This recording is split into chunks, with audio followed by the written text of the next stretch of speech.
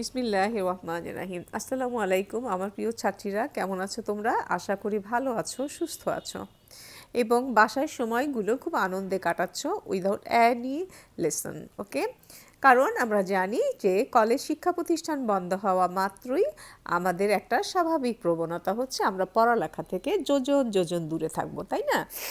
তো আমরা সেটার ফলাফল কিন্তু পাচ্ছি। তোমরা বেশিরভাগ স্টুডেন্ট কি পরীক্ষা দিয়েছো সেটা তোমরা একটু ভেবে দেখো। অনার্স প্রথম বর্ষে যারা পরীক্ষা দিয়েছো, কারণ তোমরা ভেবে নিয়েছিলে যে হয়তো আমাদের আর পরীক্ষাই দিতে হবে না। তো এই ধরনের ভাবনাটা আসলে তোমাদের জন্য মারাত্মক রকমের ভুল। পরীক্ষা দিতে হবে কি না হবে সেটা পরের ব্যাপার। তোমার যে কাজ, প্রথম যে কাজ, সেটা হচ্ছে তোমার পড়ালেখা করা অ্যাজ এ স্টুডেন্ট। তো আমি তোমাদেরকে আজকে ব্রিটিশ ভারতের রাজনীতিক এবং সাংবিধানিক উন্নয়ন এই কোর্সের দ্বিতীয় অধ্যায়ে আলোচনা করব। তার আগে আমি বিষয়টা আবারও পরিষ্কার করি, আমরা কিন্তু যেই শাসন আমলটা পড়ছি সেটা হচ্ছে ব্রিটিশ ভারতের যে শাসনকাল। আমরা জানি 1757 সালে পলাশী যুদ্ধের পরে ব্রিটিশরা এটা একটা অনৈতিক যুদ্ধের মাধ্যমে এদেশে, এই ভারতীয় উপমহাদেশে তাদের শাসন কাজ শুরু করে। অর্থাৎ ব্রিটিশ ইস্ট ইন্ডিয়া কোম্পানির মাধ্যমে তারা এদেশে তাদের অপশাসনের যাত্রা শুরু করে, যার পরিসমাপ্তি ঘটে 1947 সালে। তার মানে আমরা দেখতে পাচ্ছি প্রায় 250 বছর একটা স্বাধীন জাতিকে পরাধীনতার শৃঙ্খলে আবদ্ধ রেখেছে ব্রিটিশ রাজত্ব, ব্রিটিশ ভারত। সেজন্য এই সময়টিকে বলা হয় ব্রিটিশ ভারত, অর্থাৎ ব্রিটিশের রাজত্বকালীন সময়। তো ব্রিটিশরা এদেশে কখন এসেছিল, কেন এসেছিল, তার একটা সংক্ষিপ্ত সার আমরা প্রথমে আলোচনা করে নিই। এরপরে আমরা দেখি যে ভারতীয় উপমহাদেশে ইস্ট ইন্ডিয়া কোম্পানির আগমন এবং বাণিজ্যের সম্প্রসারণটা কিভাবে একটা শাসনদণ্ডে পরিণত হয়। আমরা জানি যে ইউরোপ এমন একটা দেশ, ইউরোপীয়দের ভারতবর্ষের আগমনের কতগুলো কারণ এদেশে ছিল। কী ছিল? যে অতি প্রাচীনকাল থেকেই ভারতের সঙ্গে ইউরোপীয় দেশগুলোর বাণিজ্যিক সম্পর্ক গড়ে উঠেছিল।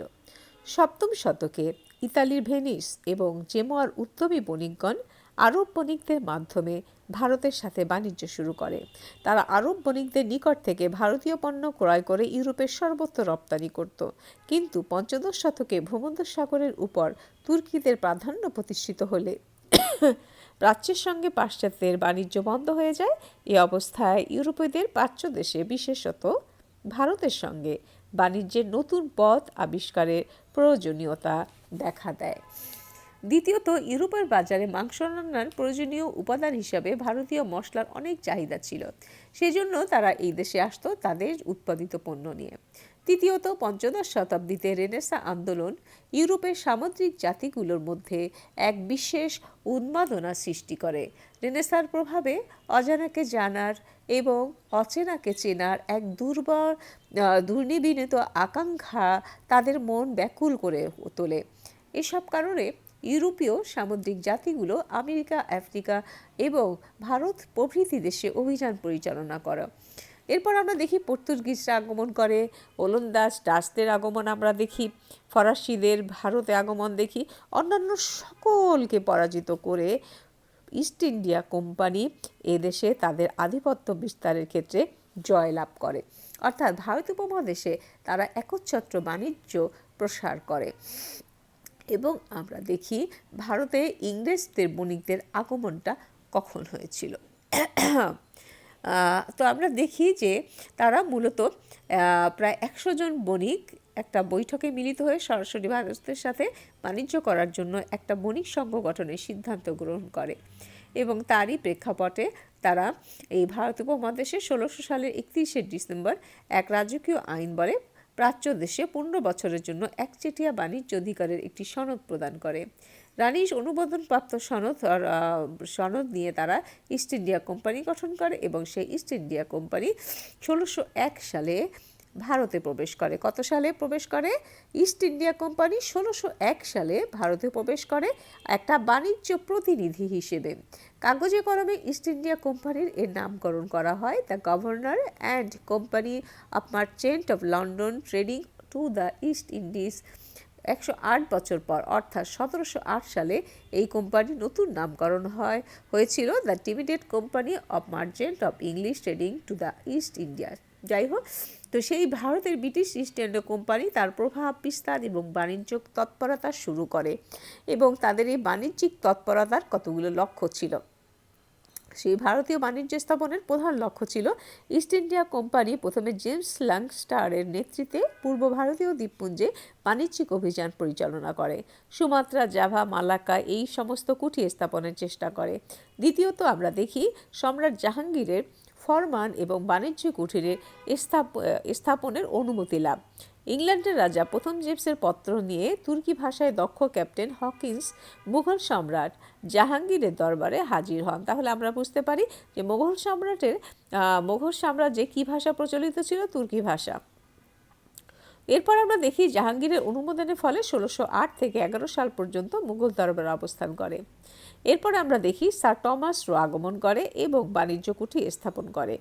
এরপরে তারা আস্তে আস্তে বোম্বাই নগরীকে বাণিজ্য নগরীতে পরিণত করে।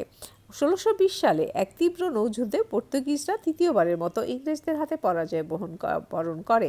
1661 সালে ইংল্যান্ডের রাজা চার্লস পর্তুগিজ রাজকন্যা ক্যাথরিন বাগরান যাকে বিবাহ করলে পর্তুগালের রাজা তাকে বোম্বাই বন্দর যৌতুক হিসেবে প্রদান করে। রাজা দ্বিতীয় চার্লস বোম্বাই বন্দর ইস্ট ইন্ডিয়া কোম্পানিকে 1668 সালে বার্ষিক 10 পাউন্ড খাজনায় বন্দোবস্ত করে।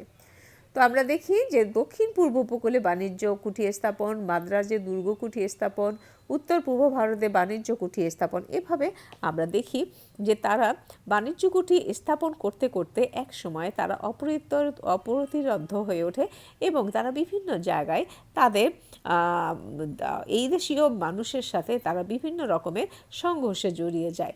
অর্থাৎ ইস্ট ইন্ডিয়া কোম্পানির শাসনকর্তা স্যার জোসিয়া চাইল্ড কোম্পানির স্বার্থ রক্ষার্থে রাজা দ্বিতীয় জেমসের নিকট মুঘলদের বিরুদ্ধে অস্ত্র ধারণের অনুমতি আদায় করে।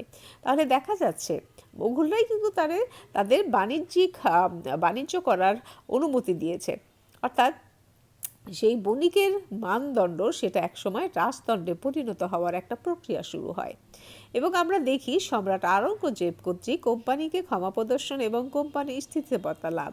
ইস্ট ইন্ডিয়া কোম্পানি যখন বুঝতে পারলো যে আপাতত মুঘল শক্তির বিরুদ্ধে তাদের জয়লাভের সম্ভাবনা নেই, তাই কূটনীতিক কৌশল নিয়ে যুদ্ধ বিগ্রহ ত্যাগ করে সম্রাটের নিকট নিঃশর্ত ক্ষমা প্রার্থনা করে। অপরদিকে মুঘল সম্রাট আওরঙ্গজেব উপলব্ধি করেন সমুদ্রপথে মুঘল নৌবহর না থাকা ইংরেজদের বিরুদ্ধে যুদ্ধ জয়ের আশা নেই। দীর্ঘকাল যুদ্ধ চললে ইংরেজরা তাদের নৌশক্তির সাহায্যে ভারতীয় বহির্বাণিজ্যকে নষ্ট করতে পারে। তো এরকম একটা শান্তিপূর্ণ অবস্থা বজায় রাখার জন্য আওরঙ্গজেব তাদেরকে ক্ষমা করে দেন। তাহলে আমরা দেখতে পাচ্ছি যে ইস্ট ইন্ডিয়া কোম্পানি শুধুমাত্র যে পলাশির যুদ্ধে নবাব সিরাজউদ্দৌলাকে পরাজিত করেছে এটা কোনো বিচ্ছিন্ন ঘটনা নয়। এটা দীর্ঘদিন ধরে এভাবে তাদের অপতৎপরতা শুরু হয়েছিল যে কিভাবে ভারতীয় উপমহাদেশে তাদের সাম্রাজ্যবাদী শক্তি প্রতিষ্ঠিত করবে এবং এই ভারতীয় উপমহাদেশকে তাদের একটা কলোনিতে পরিণত করবে।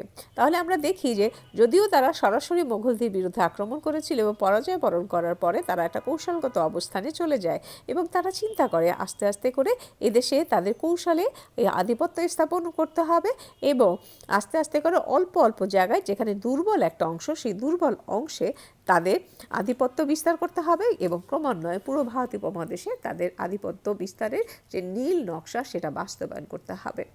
তো আমরা দেখি বাংলায় যে ইস্ট ইন্ডিয়া কোম্পানি ক্ষমতা বিস্তার এবং নবাব আলীবর্দী খানের নিষ্ক্রিয়তার নীতি।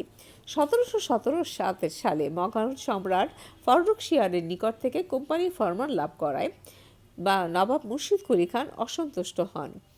নবাব মুর্শিদ কুলি খান হুকুম দেন যে কোম্পানি কেবল নিজের বাণিজ্যের জন্য বাংলা থেকে যে মাল রপ্তানি করবে সে মালের শুল্ক প্রদান থেকে ছাড় পাবে। নবাবের কড়াকড়ি সত্ত্বেও বাংলায় কোম্পানির বাণিজ্য বৃদ্ধি পেতে থাকে। নবাব সুজাউদ্দিন এবং নবাব আলীবর্দী খানের আমলেও বাংলায় ইস্ট ইন্ডিয়া কোম্পানির বাণিজ্য বিশেষভাবে বৃদ্ধি পেতে থাকে। তবে কোম্পানির কর্মচারী এবং বেসরকারি ইংরেজ বণিকরা তাদের ব্যক্তিগত বাণিজ্যের জন্য শুল্ক ছাড়ের দাবি করায় মাঝে মাঝে নবাবের সাথে কোম্পানির বিরোধিতা দেখা দেয়। তাহলে দেখা যাচ্ছে যে তারা প্রথমে ক্ষমতা দখল করে প্রথমে তারা বাজার দখল করলো, এরপরে তারা শুল্ক সুবিধা পাইতে চাইলো এবং এই শুল্ক সুবিধার সূত্র ধরেই তারা মাঝে মাঝেই এদেশীয় শাসকদের সাথে তাদের বিরোধ অব্যাহত রাখলো এবং পিছনে পিছনে তারা কূটকৌশল অবলম্বন করলো এবং আমরা দেখি তারা যে দুর্বল একটা অংশ বেছে নিল সেটা হচ্ছে নবাব সিরাজউদ্দৌলার রাজ্যে। নবাব সিরাজউদ্দৌলার রাজ্যে তারা চিহ্নিত করলো একটা দুর্বল অংশ হিসাবে, অর্থাৎ আমি যদি কোনো শক্তিকে পরাজিত করতে চাই প্রথমে তার দুর্বল বিষয়গুলো আমাকে জানতে হবে। এই কূটকৌশল নীতি অবলম্বনের মাধ্যমে তারা চিন্তা করলো যে নবাব সিরাজউদ্দৌলা যেহেতু তার ঘর থেকে শুরু করে বাইর পর্যন্ত নানাভাবে তাই সে শত্রু পরিবেষ্টিত, সুতরাং তাকে নানা কৌশলে যে কোনো কৌশলে তাকে পরাজিত করা যাবে। তাদের এই কূটকৌশলই শেষ পর্যন্ত সার্থক হয়েছিল। আমরা দেখি পলাশীর মতো একটা অনৈতিক যুদ্ধে তারা জয়লাভ করে তাদের কূটকৌশলের মাধ্যমে। তারা কোনো বীরত্ব না, তারা শুধুমাত্র কূটকৌশল এবং তাদের দুষ্ট বুদ্ধির মাধ্যমে তারা এই ভারতীয় উপমহাদেশে তাদের আধিপত্য বিস্তারের ক্ষেত্রে তারা প্রথম জয় লাভ করে এবং এই জয়লাভের পর থেকেই তারা ধীরে ধীরে সমগ্র ভারতীয় উপমহাদেশে তাদের আধিপত্য বিস্তার করে এবং তারা এমনভাবে তাদের শিকড় গাড়ে যে প্রায় 250 বছর পর্যন্ত তাদের এখান থেকে আর নাড়ানো যায়নি। তো তোমাদের সাথে আমি নেক্সট ক্লাসে আলোচনা করব যে পলাশীর যুদ্ধের কারণ, পলাশীর যুদ্ধের প্রেক্ষাপট, পলাশীর যুদ্ধ ফলাফল কি হয়েছিল। সেই পর্যন্ত তোমরা সবাই সুস্থ থাকো, ভালো থাকো। নেক্সট ক্লাসে তোমাদের সাথে আবার দেখা হবে ইনশাল্লাহ।